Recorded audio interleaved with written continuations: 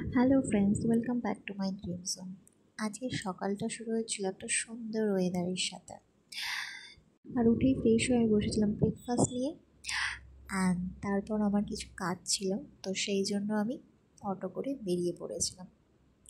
এখানের সত্যি এত জ্যাম, আমি জানতাম না যে কি সত্যি এখানে আমাদের কলকাতার থেকে অনেক বেশি জ্যাম হয়। যাই হোক, এটা ওই খানিকটা আমাদের ওখানের মা ফ্লাইওভার টাইপস, বাট এখানে একটা জিনিস জানো, আমাদের ওখানে যেমন অটো অলিগলিতেই চলাফেরা করে, এখানে কিন্তু ফ্লাইওভারের ওপরেও অটোগুলো উঠে যায়, মানে এক প্রান্ত থেকে এক প্রান্ত চলে যায়। তারপর কিছুটা হাঁটছিলাম, হেঁটে তারপর আমি আমার ডিউটি জয়েন করি। অনেক কাজগুলো ছিল, সব কাজগুলো শেষ করলাম। আজকের দিনটা খুব চাপেরই ছিল, বাট যেন একটা জিনিস কি, কাজের মধ্যে থাকতে না সত্যি ভালোও লাগে, মনটাও খুব ভালো হয়ে যায়।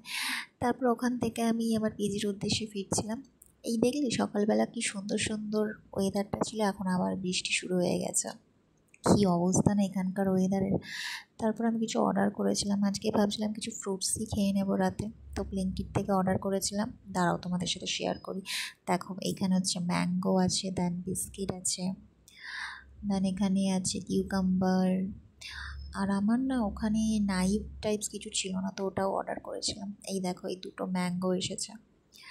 তারপরেই ম্যাঙ্গো, তারপর কিউকাম্বারটা একটু কেটে নিচ্ছিলাম, কারণ আজকে শরীরটা খুব খারাপ লাগছিল।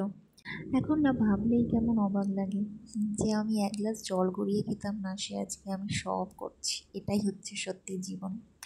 তো যাই হোক, আমার মনে হয় এই জীবনটা সবারই একটা না একটা সময় ফেস করা উচিত, তবেই তারা বুঝবে জীবনের আসল মানেটা কি। আজকের মতো বাই, এভাবেই আমার পাশে থেকো আর অনেক ভালোবাসা দিও।